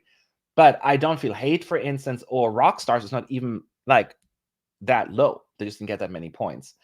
So it's just very interesting to see that. And Hallucination is the 2nd worst performing song in terms of average ranking. Oh, tied with Tutta Italia. So it's just an interesting thing to see here which countries are in there. Not sure if there's anything that really surprised you here. I think the one that I'm surprised to see this low is I Stand in Czechia. I didn't realize it did that bad in terms of average ranking. Veronica surprised me a little bit as well. Slovenia deserved a little better. But yeah, so that was just another interesting thing I wanted to show everyone. That was another interesting outcome here. Let me see. I know, y'all, I'm just a data nerd. I can't help it. Oh, they have a few more countries. I'm not going to go for all of them. They have Italy, Spain, all of that stuff. You can go to their website. I wanted to see if they have something for the most, not just the negative, but the positive, like the most successful average rankings. But I feel like I saw that earlier somewhere, so I'm just keep scrolling here right now. I'll find it again. I'll find you. I cannot find it right now. Boo. But yeah, so they have really cool data. And it's my kind of thing. So make sure you check that out and see, support that channel, because it's a very, very interesting breakout of the points. Now we have a few more questions if you want at ESC United. 2 televote qualifiers had a worse televoting average than Switzerland. I know, right? Because Switzerland got 0 points from the televoters, but then both Denmark and San Marino got points, yet their average ranking is worse. Gets back to the point. Maybe there needs to be more done with the way things are being distributed, because you can get one big push, from one country, and you already, better. It's just an interesting thing to see. It can tell very different stories. Veronica finished last in half of the countries voting. It would be the worst performing one without Serbia and Croatia, ESC United. Yeah, I think Slovenia was a pleasant surprise for me for qualifying. I knew it wasn't a big televote magnet. I get it, but I'm just glad that they made it to the finals anyway. So a lot of people, it was a surprise. It was a surprise to me, but it was a good surprise. Surprises aren't always bad, right? Surprise parties aren't bad. Now, surprise speeding ticket will be bad, but that's a different story as well. Forgive me here. I know there are a few more questions. The 2010s were a dark era for the Big Five. It seems we are over with that. Every Big Five country since 2018 has seen the top five. That's true. Germany in 2018, the UK in 22, right? Spain in 22 as well. And then, of course, Italy is always high up there. And France is picking up the pace a lot as well. Germany is rising, and I'm hoping for Spain and UK to do the same. For the UK, of course, it seems like we have that conversation every year, change the people in charge. But until the UK learns, it's not going to change. It learns their lesson. And keep in mind, Spaceman was an outlier. It's not the norm. Just because you had one success does not mean anything. It's the consistency. Because I'd rather you have one bad result trying something, and then, it's all about consistency, and that is not what's there. So the UK needs to figure something out. Hey, thank you so much for this. I think that the UK should send Amy McDonald next year to make the UK great again in Eurovision. Don't use that term, make great again. I'm still having PTSD from that one. I'm worried that certain individuals don't want to do Eurovision because of the reputation of always getting 0 points. Hopefully the Sam Ryder situation will people remind, if you're good, you're charismatic, and you have a great song, and you sing well, and have the right, you can do well. There's no reason why people wouldn't vote for the UK. And I think everybody here would agree with that. We saw what happened in 22. It's just not coming together. Most people knew they weren't going to flop this year in the televote. Last year was the 0 pointer was a little bit of a surprise, because we thought there would be at least a few points. That was disappointing. But in other years, in most cases, people weren't surprised that the UK got low scores. Now, they're surprised all these 0 pointers, but the low scores weren't a surprise. Do you think the EBU will bring in a lower cap on the number of countries competing per year in order to save money? I know the limit at the minute is set at 44. No, I don't think so. I think they want to have more countries in. More countries means more money and sharing the love. If they want to go down, they would have to go down to one semi. Because, it wouldn't be fun if you have 12 candidates in a semi and 10 will qualify. It just wouldn't make sense. So if they were to do that, then right now we're reaching the era of we may only need one semifinal. If a couple of countries withdraw, we're there. Basically. So that is why we need to actually bring in more countries, not less. Sharing the financial burden, and it brings more viewers, it brings more sponsorship, it brings in more money. The EBU wants more countries. I think a lot of countries are intentionally lowering the quality with songs when it comes to Eurovision, like they expect fans not to vote for quality songs. I don't agree with that statement, and I would need to see some evidence there. Who is bringing lower quality? They all have national finals, and they're trying. Moldova even withdrew because allegedly they felt the quality was so bad they didn't want to even show up at Eurovision. I have not seen a country that has been sending intentionally low quality songs. Intentionally is the emphasis there. Keep that in mind. So what's going to happen over the next year, by the way? I know we're going for a little bit of a Eurovision lull. The summer vacations coming up, people will be focusing on that. Keep in mind, the Eurovision 26 season technically starts September 1st. That is when any song released at that point or later is eligible to be in the contest. So if you have a new song and you want to go to Eurovision, don't release it yet. Wait until September 1st. Then you can take part.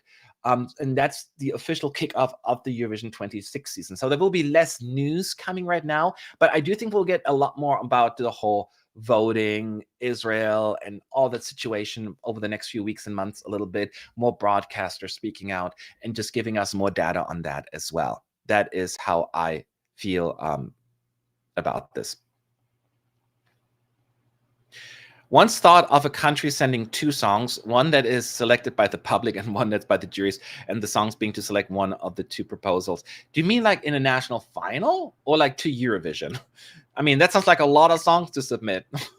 Could you imagine if you have 30 some countries and they all send two songs? I mean, the more the merrier in my book, but yeah, I know that does not sound feasible.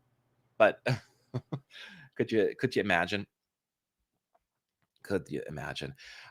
So yeah, that is basically what's in store for the next few weeks and months. I want to put, of course, the news forward, my analysis and all that stuff, but I also want to revisit prior years at Eurovision, share that kind of stuff.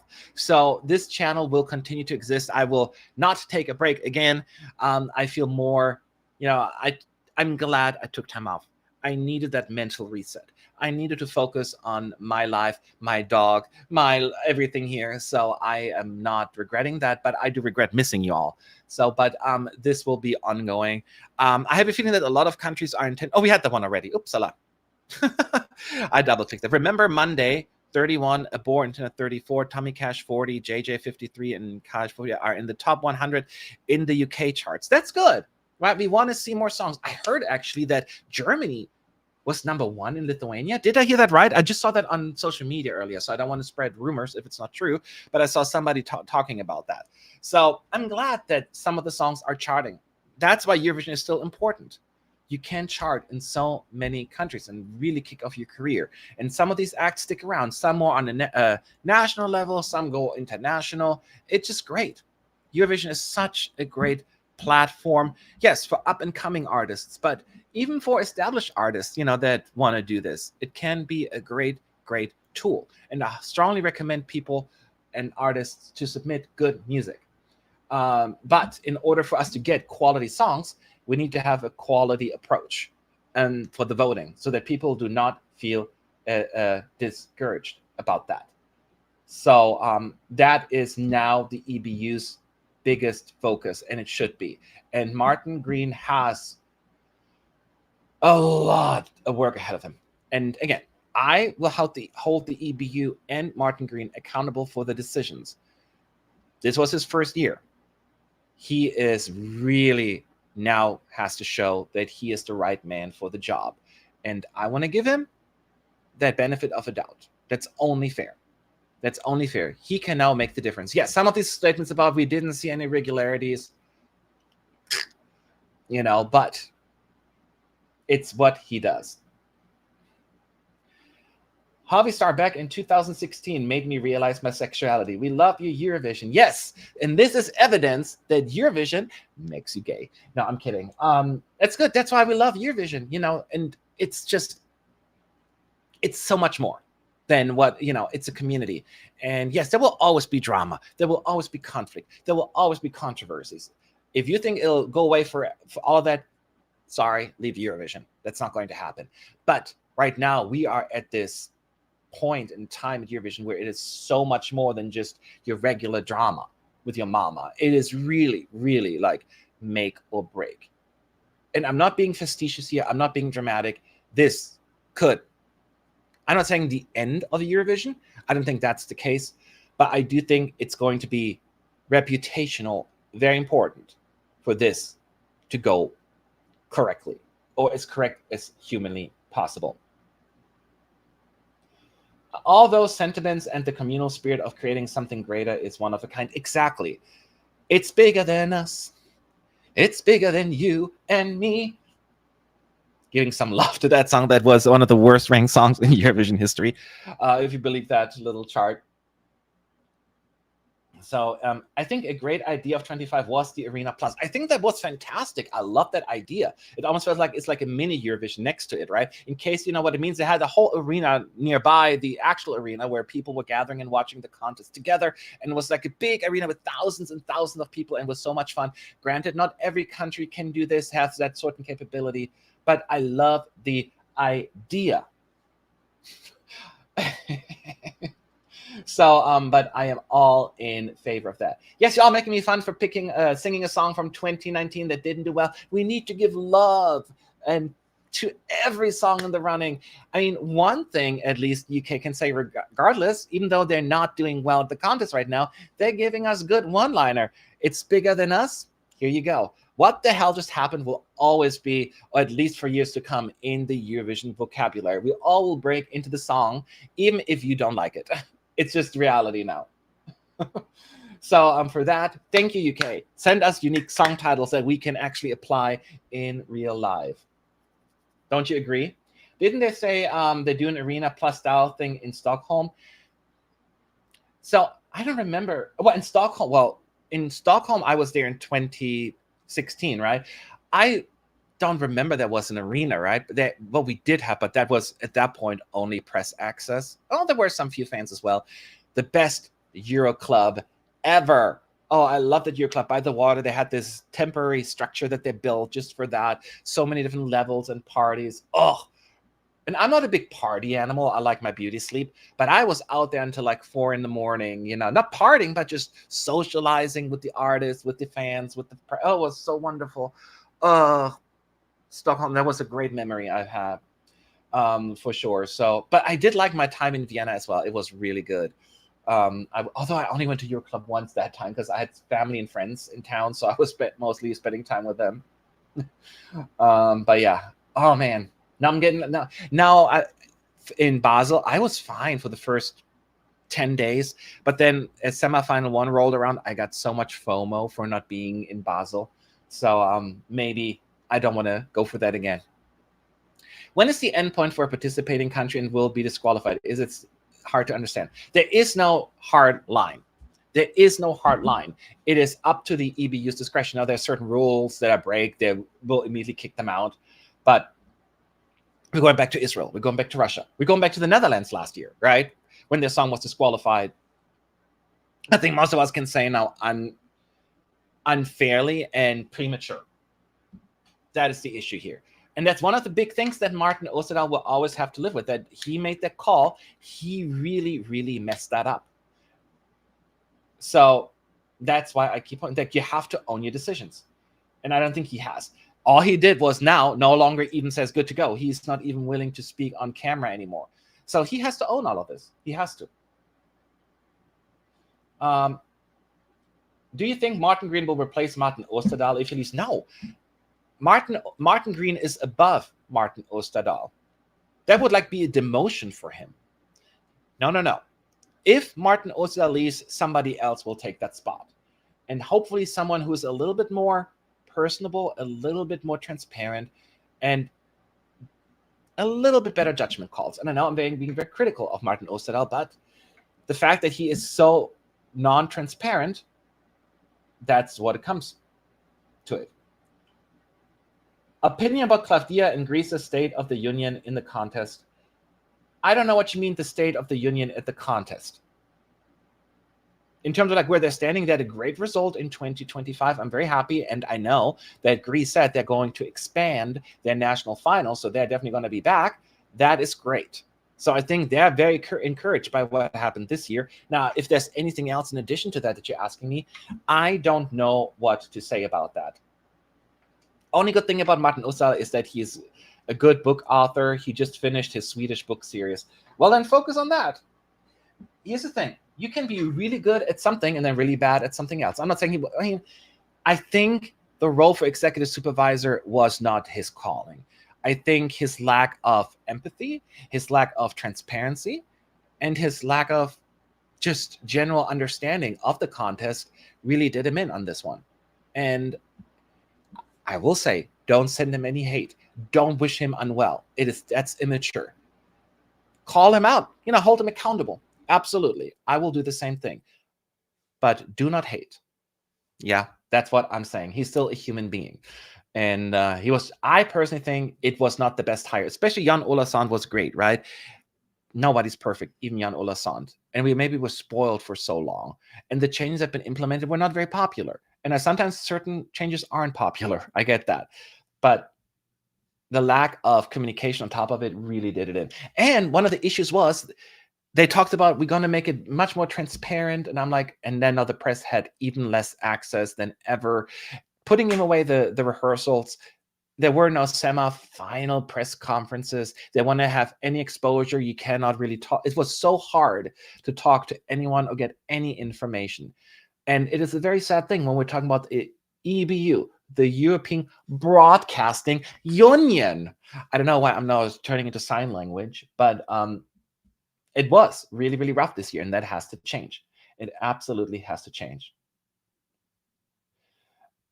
Do you think the UK should have sent a song in Welsh? If I may do not well, but I would hear to something different. I would, but it's not going to happen. No, would be very, very surprising. How do you think John Olasan would have navigated through this? So this is only based on my sources, right? So take it with a grain of salt. I wouldn't share that if I didn't know it was accurate, but I don't have any official statements for that. The difference between the likes of Jan Ola Sand and Martin Osterdahl.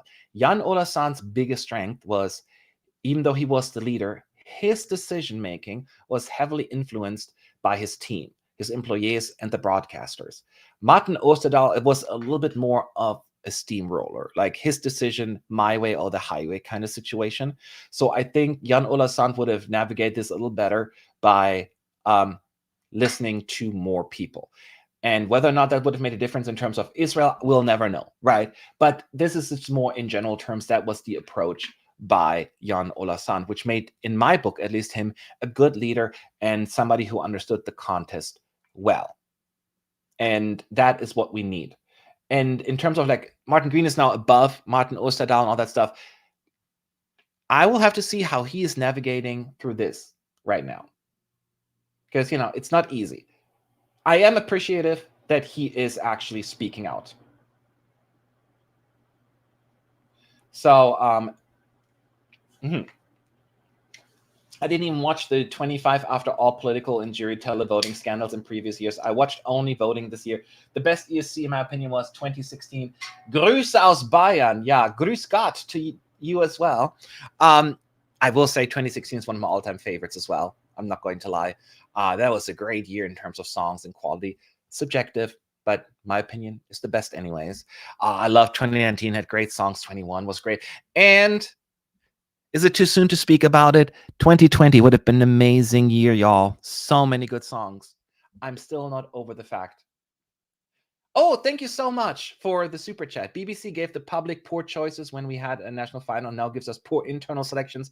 They have zero imagination and nothing will change. That we pin this one everywhere because that is 110%. I know that's not possible, but I don't care. 110% correct. They just don't understand Eurovision. Now, even with it, if you suck at internal selection, then go back to sucking with bad in national finals. Do you know what I mean? At least that's more engaging and people have a say. Just the song selection alone should be better, though. Do you know what I mean? At least people get an insight. And then when you do that, don't make it Britain's Got Talent, where you have a panel judging each song and performance and influencing people. I hate that.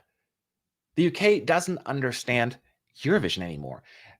And then some in the UK, not you guys, not the Eurovision fans, you know why UK doesn't do well. But those who don't understand, they was like, oh, the world hates us. Back in the day was because of the Iraq war. I'm like, well, what's the excuse now? Brexit? There's always a reason. No. There are plenty of countries that, Switzerland, I'm pretty sure it's not in the EU, yet they still won. Do you know what I mean? So, come on. Did you notice how much Switzerland tried to plug the original slogan before EBU's decision to keeping United by Music forever? It was, welcome home. So I will side with the EBU because United by Music is the best title ever and slogan for Eurovision. It should always stay that way because it is absolutely free advertisement for ESC United. I mean, come on, you can make that up. When they said, so we're going to keep United by Music forever, I'm like, yes. I'm selling ESC United URLs domain, $5 million. So it was just funny to me. So no, I get, yeah. I mean, I prefer usually changing slogans. That's just me at least. But yeah, that's just how I feel. So ESC United by Music. Maybe I should grab that URL as well while it's still available. My understanding is that this UK internally selected the act and then they wrote the song. Not the best way to do it, in my opinion. Yes, that is not smart. Instead, I wrote a song. Then see, all the Eurovision UK songs are stuck in my head. You don't do that. I mean, I guess I did it with Sam Ryder as well. But again, you can get lucky with that approach. Sure. But it's not a good approach, consistent. See, at least in my opinion. Which song was your favorite at 2020? All of them. Oh my God, you're asking me one of the most difficult questions. I have probably 15 to 20 songs I want to put in my number one, but I deeply, deeply, deeply connected with Bulgaria that year. Oh, such a beautiful song. Tears Getting Sober. Loved it. Loved it. So if I had to pick one, I'd probably go with that one. But don't get me wrong, I loved Lithuania. I loved Iceland. I loved Russia that year. Oh, the list goes on. Italy. Oh, this is so good. In Denmark, I love to say, yeah. Oh, all of them. Oh, Solove is another great song. Yes. Oh, I love them all. Oh my God. So I love that year. That's why I'm like, oh man. Fuck the pandemic, man. Oh, I said the F word. The fun thing is I knew I was going to say the F word and I tried to say fudge and then I still went the bad way. I don't know. My brain is just bad. What is your favorite edition since 2016? So let me go through the ones that I think were my favorites. So I think 2016, 18, and 21 are probably my three favorite years. And 20, I mean, 20 would have been, but I'm going to put 20 to the side because we never saw the performances, right? So I will exclude 20 right now. So, but it would be 20 probably. But those that actually occurred 2016, 18, or 21, I would have to go through the songs right now and decide one. So I cannot give you a number one right now. 19. I love 19 too, though. Oh, but 19 was mostly dominated by Soldi for me because probably Soldi is one of my favorite entries of the 2010s. So, Jesus. Yeah, so I would have to go for the list right now. So I don't have a direct answer. So, but those are the ones that come to mind right now. And yes, you can see the last 3 years or 4 years are not on there because I do think the last few years have been good, but I think we haven't had that year that is just stacked with like songs. I feel like we have a little bit more of a, even keeled kind of approach here. Who do you think is the closest to the first Eurovision win? So now we need to think about who hasn't won yet. Malta hasn't won yet. Iceland hasn't won yet.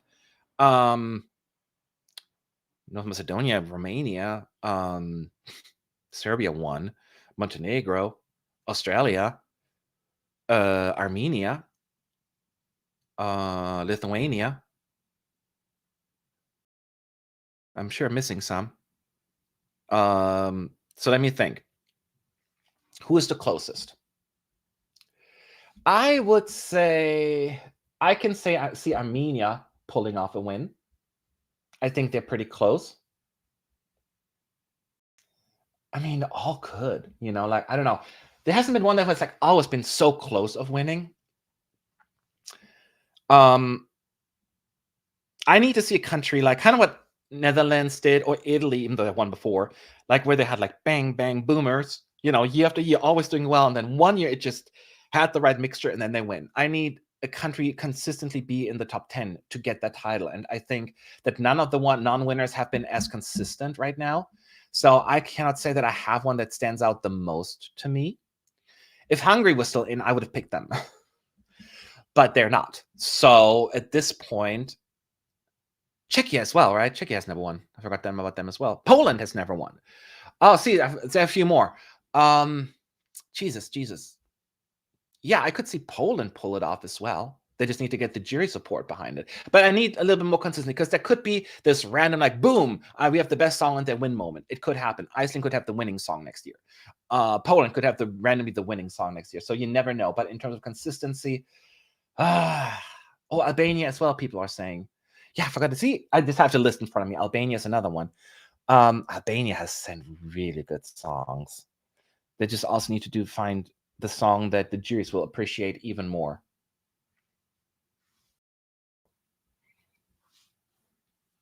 Speaking of Hungary, thoughts about Kedvisem? No, I don't have thoughts on this one because, as I say, if you don't have anything nice to say, don't say anything at all. That's my opinion. When do you think we will see A-list stars at Eurovision again after Madonna and Justin Timberlake, and what it depends on? What I think when, I don't know. I don't want to see them because this is not their contest. They have no connections to Eurovision. And especially Justin Timberlake and Madonna also had no connection with the country. Justin Timberlake in Sweden, why? Madonna in Israel, why? I know they came up with a random reason about her, yeah, but come on, it was unnecessary. The only way I wanted to see it if it's really connected to the country. So if the UK hosts again, they bring a big name, right? They have Elton John perform, or whatever. Elton John just retired, I think, so maybe not. Adele or whatever, right? Although it didn't happen in 2023 either. So I don't know. I hope it's not going to happen because that's just not the platform. But that's just me. Yeah, I'm trying to think of big names, like big artists for other countries. Yeah, I don't want to have any US artists. I do not want them. Do not need them. Celine Dion would have been a different story because she's a Eurovision artist, right? But she's a unique situation. I don't want to see Lady Gaga, and I love Lady Gaga. Nothing against her, or Ariana Grande. No, I don't want to see them. We don't want to Americanize the contest either, right? Am I right? At least us UK Eurofans can always reference the 22 results when someone from our own country always comments, nobody likes us. Exactly. And I understand the frustration. I understand the frustration of not doing well. But it's always easy just, lashing out. That's what I was looking for. My brain is bad. At people. Absolutely. So, but yeah, you can do it well. Absolutely. We have seen Flo Rida with, that's true. And we did see Flo Rida, although I keep forgetting about him because it didn't do well. Flo Rida certainly is a successful artist in the US and people know him, but it's not the same as we talk about Madonna or Justin Timberlake in terms of status, right? Because he was a participant, not an integral act. So it's very different. Justin Timberlake would never represent a country. This whole San Marino thing was a big marketing thing, and I loved it, but it was, it was different. Do you prefer the old voting announcement system from 2016 to 2018? What was the old? What are we referring to right now? What did we do between 16 and 18? What was different than now? Oh my God. We had the two sets of votes. Okay. Now I remember. So rather than just going from last place in jury to first place in jury, it was about, last place in televote to second last to televote, right? Honestly, I personally prefer the old way because you just don't know which country will come up next. I mean, remember the whole Sweden situation, 2018? Well, but I get why this one may be more nail biter. I get it. But you can but you always know who's going to be the last one on screen, and there could be such. Let's just think about this year. Who came first? So, well, with Israel, it would have been kind of weird now, in particular, right? But with Sweden and although that people would have sweat bullets at that point. So I don't know. I guess on paper this one makes more sense currently, but I like the old way too. So maybe they could switch it up every now and then. Wouldn't that be cool? One year this way, the other way, next year that way, to keep it a little bit more different. Because it is kind of boring if you know Okay, we know Austria will be the last one we see on screen. Like last year, we knew Sweden would be the last. Not Sweden last year. Switzerland would be the last one. Sweden, it was a little bit more like it could be any country. Do you ever think Sam Ryder could come back for the UK? He did hint that he'd be open doing it again. I don't think he should, because you always will be compared to your first effort. It only can go, except for winning, it can only go down from here. Just imagine then UK coming in 19th place with Sam Ryder. It would be kind of let down. I'd rather see new talent on there, but I would not be mad if he comes back. But I think I'd rather have other individuals in there. And I don't think it would be, from a career perspective, the best thing for him. He doesn't need Eurovision. I don't mean that in a negative way towards the contest. Especially in the UK, you just lose so much more. The UK is a unique situation as well. So I would be a little, I'd rather have somebody else. What was your favorite when in 21, 4 countries got 0 points at the televote? So my favorite out of those 4, we had the Netherlands, right? We had Spain, Germany, and the UK. I was the only one who kind of enjoyed Germany that year. I enjoyed the whole comedic aspect of it. I don't feel hate. I just feel sorry. The staging was the letdown, but I enjoyed the song. I laughed at it. I had a good time. So I would pick that one, actually. I get to pick Germany for once. What? So yeah, that was probably the one I enjoyed the most out of those 4, me personally. But yeah, man, I remember that year. You should watch our reaction video. My team were all sitting there, and it's just, it's just like 4 0-pointers. Oh, man, that was crazy. I hope this will never happen again. Oh, my Lord. I'm still getting like anxiety attacks thinking about it. Do you think France needs to have less predictable to be win the contest, maybe have a more multicultural sound to represent France's diversity? Yes, but then that's maybe not the best. I agree with you. But then we're going to talk about 2022, where they tried something different and then they flopped, So no, I don't think, they are on the right path. They're doing kind of what Netherlands was doing, or Austria and Switzerland, right? They're sending good songs.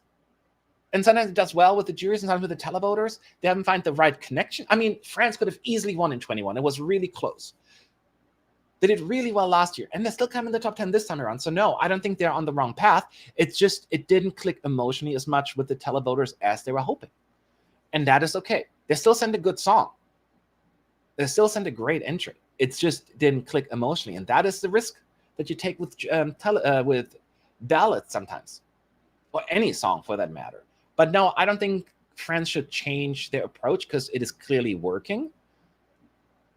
It's just, finding the right mix.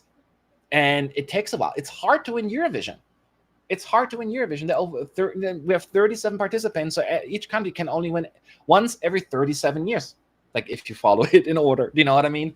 So they will win. They are on it. It takes time. And sometimes it happens like boom, randomly, lucky the first time or second time. And sometimes it takes a few efforts. So just give them time. That's what I'm saying. In 2010, France sent a World Cup friendly song. Would France do it again? I don't think right now. I think they're on a different trajectory for what they're sending. And they're not, I actually don't think they're going to send a ballad next year. I think they want to try something different. And they don't have to. Je cherche could have been like from 2016, could have been an option. I know the times they did the best were the 3 ballads, right? But I can see them trying something different as well. So hopefully they will. I don't want them just to get stuck in the ballady realm. As much as I loved all of their 3 ballads, loved, adore them. All of them were high up in my ranking. I'm just saying I'd like to see France to send something different as well. And I want France to win. I just want to go to France every day. So I love it. Could France send a Lebanese, Moroccan culturally song to win? Oh, also in a way seeming that represents the country that could participate. But I love that. I love that idea. With all the multiculturalism we have right now, which I think is the best thing ever, why not? And France, even though they're trying to win, I can see them finding the right mix. That's why I love Italian solely so much, because it had like that little bit Mahmoud's roots in there in the song, right? And I love that with the Italian classic strings and sounds. It was the perfect song for me. So I love that idea as well. So there are lots of good things we can do. So yeah. What do you think about them launching Eurovision Latin America later this year, as well as trying to make Eurovision Canada a national final, apparently? So Eurovision Canada apparently is no longer happening because they said it's too expensive and too difficult to put forward. And the Latin America has been in talks for years. I am not putting any stock into this. It happens all the time. You know, they tried Asia, then Pacific Ocean. That didn't happen. Canada's probably not going to happen. As they said, they tried it in America. It flopped. It's canceled. I hope it's going to work in Latin America. But it's the thing about the Eurovision that we know and love. It happened organically. It wasn't forced, you know, and it took time. It grew. It just like a tree almost, you know, you planted the seed, you know, just a few countries performing, and every year it gotten a little bigger. I mean, look at the contest from the 60s. Look at how it was in the 70s or in the 90s and what it's now. It has evolved over the years, and that's how it probably should happen. You cannot just put something so culturally significant for a specific region or continent and make it like, well, it's going to work everywhere. Because it's not what people are used to. So it has to grow organically, I think. And that's why it makes it so difficult, in my opinion. What would you change from Vienna 2015 to improve for insert Austrian city 2016? What would you change from Vienna 2015 to improve for insert Austrian city 2066? I will say, trying to remember back, I will say the hosts were okay in Vienna, but they were too scripted. They're all scripted, but it wasn't as organically, naturally funny.